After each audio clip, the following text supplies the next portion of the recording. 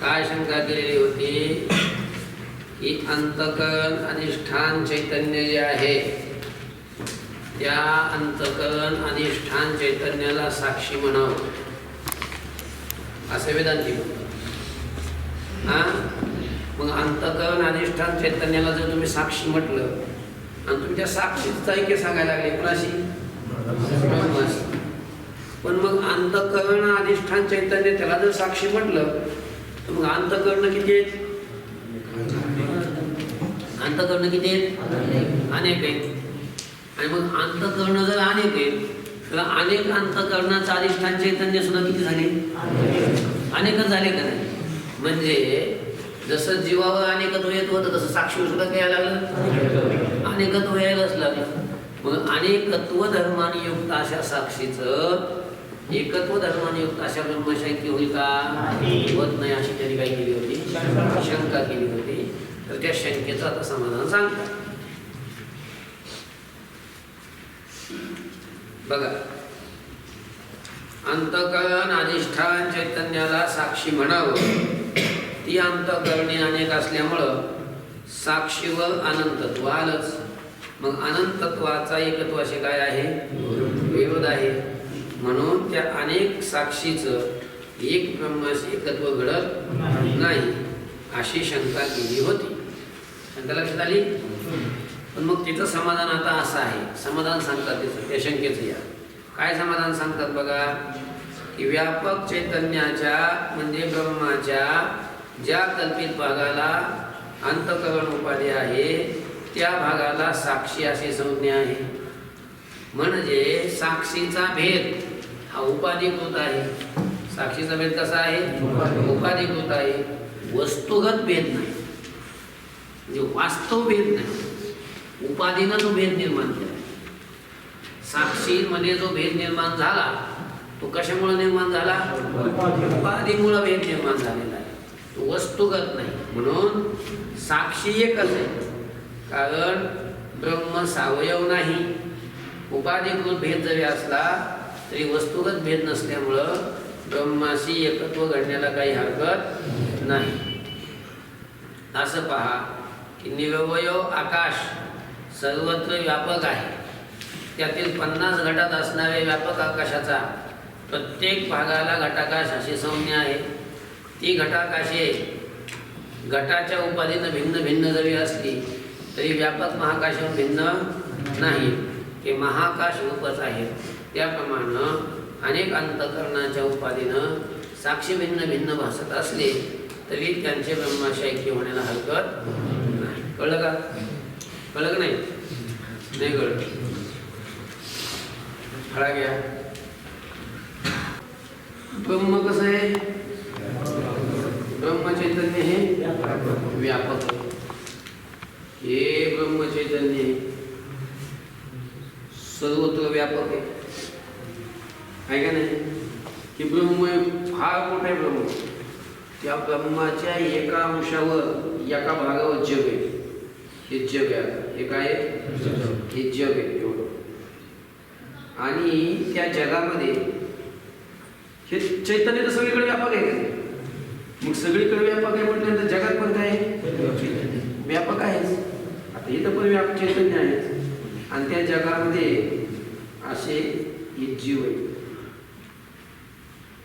हा एक जीव, हा एक जीव, हा एक जीव, हा एक जीव, हा एक जीव, हा एक जीव, असे सगळीकडे काय आहे? ते जीव आहे, ते जीव आहे। लक्षामध्ये सगळ्या जगाला काय अधिष्ठान कोण आहे? ब्रह्मच आहे। अलग लक्षामध्ये आता हा एक जीव आहे, पण मोठा जीव सुद्धा काय? जीव जीव म्हणजे काढला थोडा मोठा, लक्ष द्यायचं। तर आता ही त्याची बुद्धी आहे, जीवाची काय? प्रत्येकाची बुद्धी असणार आहे ना। बुद्धी सगळ्या शरीरात असते, म्हणजे शरीर जेवढं असते तेवढी बुद्धी असते। कळलं का? आकारानं आता ही बुद्धी आहे, अंतकरण। बुद्धी म्हणजेच काय अंतःकरण. आणि थोडं एक मिनिट मी काय करतो पेन काढतो बुद्धी हेच काढतो. हे जीव आहे म्हणजे जीवाच्या काय बुद्धी आहेत त्या काय जीवाच्या बुद्धी आहे.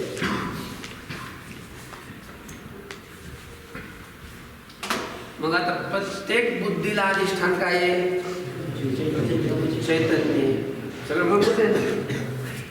पण मग ह्या बुद्धीला अधिष्ठान काय आहे चैतन्य आहे. ह्या बुद्धीला पण अधिष्ठान काय आहे चैतन्य आहे. ह्या बुद्धीला पण अधिष्ठान काय चैतन्य. बुद्धीला पण अधिष्ठान काय चैतन्य. ह्या बुद्धीला पण अधिष्ठान काय चैतन्य. आणि इकडे पण काय सगळं मग हे चैतन्य आणि हे चैतन्य एकच आहे की वेगवेगळं एकच हा लक्षात. पण साक्षी म्हणजे ह्या सगळ्याला साक्षी म्हणत नाही. ह्या बुद्धीला अधिष्ठान जेवढं चैतन्य चैतन्य तर व्यापक चैतन्य एकच आहे. चैतन्य किती आहे एकच आहे. चैतन्यामध्ये भेद नाही. चैतन्य एकच आहे ते व्यापक आहे. पण व्यापक असणाऱ्या चैतन्याचा जेवढा भाग काय जेवढा भाग या बुद्धीला अधिष्ठान आहे तेवढ्या चैतन्याच्या भागाला साक्षी अशी संज्ञा येते. काय येते साक्षी अशी संज्ञा. मग ही बुद्धी आहे आणि त्या बुद्धीला अधिष्ठान जे चैतन्य त्याचं नाव काय साक्षी. हिथं पण बुद्धी आहे आणि त्या बुद्धीला अधिष्ठान नाव काय साक्षी. इथं बुद्धी आहे त्या बुद्धीला अधिष्ठान चैतन्य त्याला काय म्हणतात साक्षी. म्हणजे साक्षी किती व्हायला लागले. जगात अनंत जीव आहे. अनंत जीवाच्या अनंत बुद्धी आहेत आणि अनंत बुद्धी असल्यामुळं त्या अनंत बुद्धीला अधिष्ठान चैतन्य सुद्धा अनंतच झाले. अनंत बुद्धीला अधिष्ठान चैतन्य सुद्धा काय झाले अनंतच झाले. म्हणजे साक्षी किती व्हायला लागले. अधिष्ठान चैतन्याला साक्षी म्हणत असते अनंत बुद्धीचा अधिष्ठान चैतन्य अनंत असल्यामुळे साक्षी सुद्धा किती झाले अनंत झाले. म्हणजे साक्षीवर अनंतत्व यायला लागलं. साक्षीवर काय यायला लागलं अनंतत्व यायला लागलं. मग अनंतत्व या धर्माने युक्त असलेले साक्षी म्हणजे अनेक असलेले साक्षी. आणि ब्रह्मचैतन्य तो किती आहे ब्रह्म तर एकच आहे. मग त्या एका ब्रह्माशी एक ब्रह्माशी एकत्व धर्माने युक्त असं जे ब्रह्म त्या ब्रह्माशी अनेक साक्षीचं अनेकत्व धर्माने युक्त असे जे हे साक्षी त्या साक्षीचा ऐक्य कसं होऊ शकत नाही असा पूर्वपक्षी. असा काय पूर्वपक्षी. मग आता याचं उत्तर सिद्धांती असं सांगतात. ऐका शंका लक्षात आली का शंका लक्षात आली. याचं सिद्धांती उत्तर असं सांगतात की अहो ही जी बुद्धी आहे ना बुद्धी त्या बुद्धीच्या अधिष्ठान चैतन्याला काय म्हणतात साक्षी म्हणतात. बरोबर आहे ना. पण मग हे साक्षी जे अनेक व्हायला लागले साक्षीमध्ये जो भेद निर्माण होऊ लागला साक्षी ठिकाणी जे अनेकत्व व्हायला लागलं हे कशामुळे होऊ लागले या बुद्धीच्या उपाधीमुळे झाले. बुद्ध्या अनेक बुद्ध्या काय अनेक आणि बुद्ध्या अनेक असल्यामुळं त्या बुद्धीला अधिष्ठान असणारं चैतन्य अनेक व्हायला लागले. म्हणजे चैतन्य तर कसं स्वरूपाने एकच आहे सगळं. हे चैतन्य हे चैतन्य इथं असणारं चैतन्य एकच आहे लक्षामध्ये. त्या बुद्धीला अधिष्ठान चैतन्य ह्या बुद्धीला अधिष्ठान चैतन्य स्वरूपाने एकच आहे. पण मग हा साक्षी वेगळा हा साक्षी वेगळा हा जो भेद निर्माण व्हायला लागला तो कशामुळे निर्माण व्हायला लागला भेद हा उपाधीमुळे. बुद्धी या उपाधीमुळे भेद निर्माण व्हायला लागला. कशामुळं बुद्धी या उपाधीमुळे निर्माण व्हायला लागला. म्हणजे साक्षीत जो भेद ह्या साक्षीत आणि ह्या साक्षीत जो भेद निर्माण होऊ लागला तो उपाधिकृत भेद. कसा भेद आहे उपाधिकृत भेद. स्वरूपतः भेद आहे का वास्तव भेद आहे का वस्तुगत भेद आहे का वस्तुगत भेद नाही. लक्षात आलं का. आता हा बसलाय हा बसलाय हा बसलाय हा बसलाय हा बसलाय हा कशावर बसलाय चटईवर बसलाय. हा कशावर बसलाय? चटईवर बसलाय. तो कशावर बसलाय? चटईवर बसलाय. पण ह्याच्या खालची चटई वेगळी, त्याच्या खाली चटई वेगळी, त्याच्या खालची चटई वेगळी आहे का नाही? आहे का नाही? मग ह्याच्या खालच्या चटईला वेगळं नाव दिलं, ह्याच्या खालच्या चटईला वेगळं नाव दिलं, ह्याच्या खालच्या चटईला वेगळं नाव दिलं. म्हणजे हा जो भेद निर्माण झाला त्या चटईत आणि त्या चटईत आणि त्या चटईत, आहे का नाही? काय झालं? भेद निर्माण झाला. तो कशामुळे निर्माण झाला? हे बसले म्हणून निर्माण झाला. ती चटई एकच आहे सगळी. त्या चटईत वास्तव भेद आहे का? नाही. पण हा त्या जागेत बसला म्हणून त्याला आदेश नसलेली चटई, त्याला अधिकरण असली चटई, ती चटई त्याला अधिकरण, त्याच्या खाली चटई त्याला अधिकरण, आहे का नाही? म्हणजे ह्या चटईचा जो भेद निर्माण झाला कशामुळे निर्माण झाला? हे बसल्यामुळे, यांच्यामुळे निर्माण झाला. उपाधिकृत भेद निर्माण झाला. तशी तर सगळ्या ह्याच्यातली चटई काही एकच आहे. समजत आहे का? हा, तसं जे चैतन्य आहे ते सगळं चैतन्य काय आहे? स्वरूपाने एकच आहे. त्याच्यामध्ये भेद नाही, वस्तुगत भेद नाही, त्याच्यात वास्तव भेद नाहीच आहे. ते स्वरूपाने सगळं एकच आहे. पण हा साक्षीचा भेद निर्माण व्हायला लागला तो या बुद्धी उपाधीमुळे म्हणा किंवा अंतकरण उपाधीमुळे म्हणा. कशामुळे निर्माण व्हायला लागला? बुद्धीनं अंतकरण एकच. बुद्धीनं अंतकरण काही वेगळं नाही. बुद्धीनं अंतकरण म्हणतात, अंतकरणाला बुद्धी म्हणतात. तर या अंतकरणाची उपाधी अनेक प्रकारची असल्यामुळं या उपाधिकृत साक्षीच्या ठिकाणी अनेकत्व हा धर्म निर्माण व्हायला लागला. हा लक्षामध्ये समजतंय? म्हणजे उपाधिकृत भेद आहे, पण वास्तव काय आहे? हा भेद आहे. वास्तव काय? हा भेद आहे.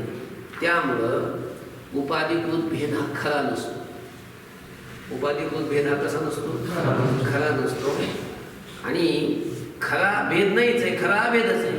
त्यामुळं त्या साक्षीचं या ब्रह्माशी ऐक्य व्हायला काही हरकत नाही. हा लक्षामध्ये ही साक्षी ब्रह्मरूपच आहे.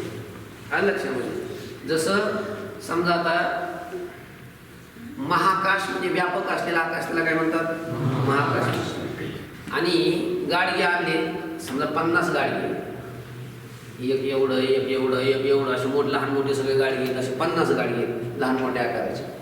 हा लक्षामध्ये. मग त्या गाडग्यामध्ये सुद्धा काय आहे? आकाश म्हणजे पोकळी. जशी मोठी पोकळी त्याला महाकाश म्हणतात आणि गाडग्यातली पोकळी त्याला घटाकाश म्हणतात. मग ते घटाकाश वेगवेगळे काही एकच आहे? एकच आहे म्हणावं तर एका पोकळीत 10 लिटर पाणी बसते आणि एका पोकळीत 10 लिटर बसते. एकच काय म्हणायचं? वेगवेगळे म्हणायला लागत नाही. एका घटाकाशात किती पाणी बसतंय? 10 लिटर. एका किती बसते? एकात 5 लिटर, एकात 4 लिटर, एकात 2 लिटर, एकात 3 लिटर. सगळ्यात वेगवेगळं बसते. म्हणजे ते वेगवेगळे म्हणजे आकाश वेगवेगळं झालं का नाही? पण ते वेगवेगळं त्या घट उपाधीमुळं झालं. कशामुळं झालं? त्या आकाशामध्ये म्हणजे 10 लिटर पाणी ज्या गाडग्यात बसतंय त्याच्यातलं आकाश आणि 10 लिटर पाणी ज्या गाडग्यात बसतंय त्याच्यातलं आकाश, ते स्वरूपाने एकच आहे. ते काय स्वरूपाने आकाश एकच आहे. गाडगं फुटलं की पुन्हा एकच आहे सगळं. काय ते सगळं एकच आहे. पण मग हा भेद कशामुळे निर्माण झाला? गाडग्यानं निर्माण केला तो भेद. कुणी निर्माण केला? म्हणजे उपाधीनं निर्माण केला. कुणी? उपाधीनं. उपाधीने संपली की पुन्हा ते सगळं एकच असते. गाडगं फुटून गेलं, दोन्ही गाडगे फुटले, दोन्ही आकाश काय झालं? एकच झालं. त्यात भेद थोडाच आहे. पुन्हा भेद आहे त्याच्यात? पुन्हा भेद नाही. तसं हे साक्षीचा जो भेद निर्माण होतो तो कशामुळं? कोणत्या उपाधीमुळं? अंतःकरण उपाधीमुळं म्हणा किंवा बुद्धी उपाधीमुळं. लक्षामध्ये. आणि एकदा ही उपाधी संपली, नष्ट झाली की पुन्हा साक्षी भेद राहणार आहे का? राहणार नाही. म्हणून अंतःकरण या उपाधीनं साक्षीचा भेद निर्माण केलेला असल्यामुळं तो भेद हा उपाधीकृत आहे, तो खरा नाही, तो वास्तव भेद नाही. वास्तव साक्षीचा काय आहे? हा भेदच. म्हणजे सगळे साक्षी काय आहे? एकच आहे. लक्षामध्ये. वास्तव सगळ्या साक्षीमध्ये काही नाही, भेद नाही, सगळे साक्षी एकच आहे. म्हणजे साक्षीच्या ठिकाणी अनेकत्व वास्तव नाहीच आहे का? नाही. आणि वास्तव साक्षीच्या ठिकाणी अनेकत्व नसल्यामुळं, सगळे साक्षी एकच असल्यामुळं या एक असणाऱ्या साक्षीचं, सगळ्या बुद्धीला अधिष्ठान साक्षी एकच आहे आणि ती एक असणाऱ्या साक्षीचं या ब्रह्माशी ऐक्य व्हायला काय हरकत आहे का? काही हरकत नाही, असं वेदांनी त्यांचं खंडन करतात, त्यांनी केलेल्या आक्षेपाचं. लक्षामध्ये बघा, अजून एका वाचून घेत होती. अंतःकरण अधिष्ठान चैतन्याला साक्षी म्हणावं. ती अंतःकरण अनेक असल्यामुळे साक्षीवर अनंतत्व आलंच. अनंतत्वाचा एकत्वाशी विरोध आहे, म्हणून त्या अनेक साक्षीचं एक ब्रह्माशी एकत्व घडत नाही, अशी शंका केली होती. तिचं समाधान असं आहे की व्यापक चैतन्याच्या म्हणजे ब्रह्माच्या ज्या कल्पित भागाला अंतःकरण उपाधी आहे त्या भागाला साक्षी अशी संज्ञा आहे. कळेपर्यंत म्हणजे साक्षीचा भेद हा उपाधिकृत आहे. वस्तुगत भेद आहे का साक्षीचा? नाही, म्हणून साक्षी एकच आहे. कारण ब्रह्म सावयव नाही. उपाधिकृत भेद असला तरी वस्तुगत भेद नसल्यामुळं ब्रह्माशी एकत्व घडण्याला हरकत नाही. आता असं पहा की निरवयव आकाश सर्वत्र व्यापक आहे. अवयव रहित असलेला आकाश सगळीकडे काय आहे? व्यापक आहे. त्यातील 50 घटात असणाऱ्या व्यापक आकाशाच्या प्रत्येक घटाला, घटात नाही भागात आहे ना, तर 50 घटात असणाऱ्या व्यापक आकाशाच्या प्रत्येक भागाला घटाकाश अशी संज्ञा आहे का नाही? घटातल्या प्रत्येक आकाशाला काय संज्ञा आहे? घटाकाश. आणि ती घटाकाशे घटाच्या उपाधीनं भिन्न भिन्न असली, घट या उपाधीमुळं ते प्रत्येक आकाश भिन्न भिन्न झालं का नाही? मग त्याच्यामध्ये त्या आकाशामध्ये उपाधीनं जरी भेद निर्माण झाला असता पण वास्तव भेद आहे का? नाही. ती घट या उपाधीनं भिन्न भिन्न जरी असली तरी व्यापक महाकाशावरती भिन्न नाहीत, महाकाश रूपच आहेत. मग त्याप्रमाणे अनेक अंतःकरणाच्या उपाधीनं साक्षी भिन्न भासत असले तरी त्यांचं ब्रह्माशी ऐक्य होण्याला हरकत नाही. कारण अनेक अंतःकरणाच्या उपाधीमुळे जरी ते साक्षी अनेक भासायला लागले, म्हणून त्यांच्यात उपाधीतून जरी भेद निर्माण झाला तरी त्यांच्यात वास्तव भेद आहे का? नाही. वास्तव काय आहे? ते एकच आहे, त्यांचा ताबेदच आहे. म्हणून साक्षी एकच आहे, अनेक नाही. आणि लक्षामध्ये भेद आहे तो उपाधिकृत आहे, तो काय भेद खरा नाही. म्हणून वास्तव त्यांच्या ताबेदच असल्यामुळं अशा साक्षी एकच आहे सिद्ध झालं. आणि मग त्या एक साक्षीचं ब्रह्माशी ऐक्य व्हायला काय हरकत आहे का? काही हरकत नाही.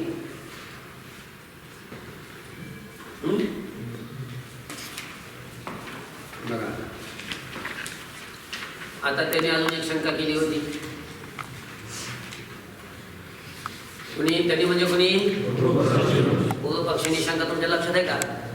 काय शंका केली होती बघा. शंका अशी केली होती की तुमच्या मतामध्ये सुख दुःख साक्षी जाणतो, कारण सुख दुःखाला जाणणार दुसरं कोणी नाहीच आहे. इंद्रिय जाणू शकत नाही.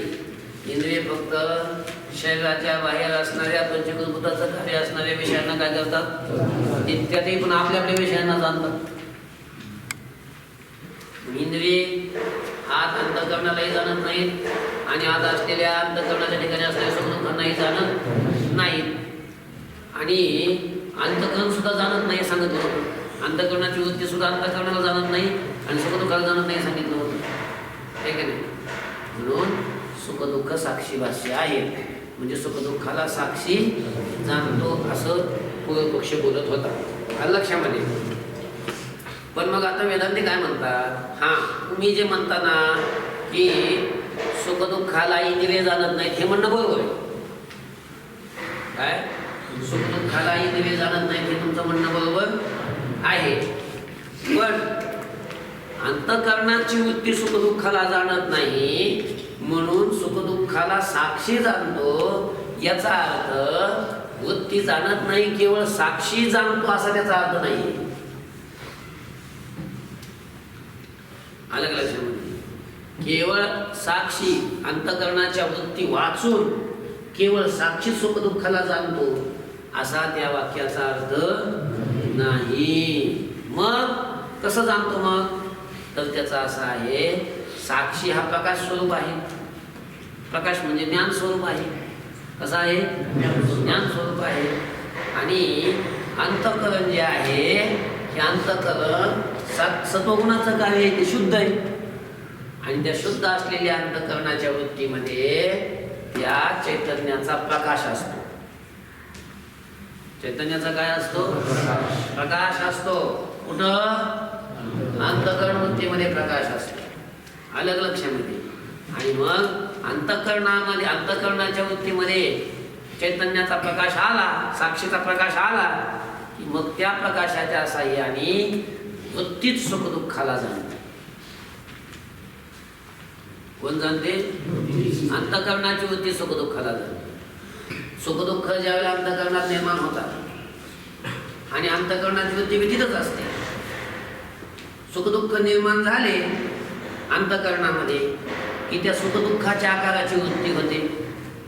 आणि त्या आकाराची वृत्ती झाली की त्या आकाराच्या सुखदुःख आकार झालेली जी अंतःकरणाची वृत्ती, त्या वृत्तीमध्ये चैतन्याचा काय असतो? प्रकाश असतो, ज्ञान असतं. आणि मग त्याच्या योगानं ती वृत्ती सुखदुःखाला काय करत असते? जाणत असते.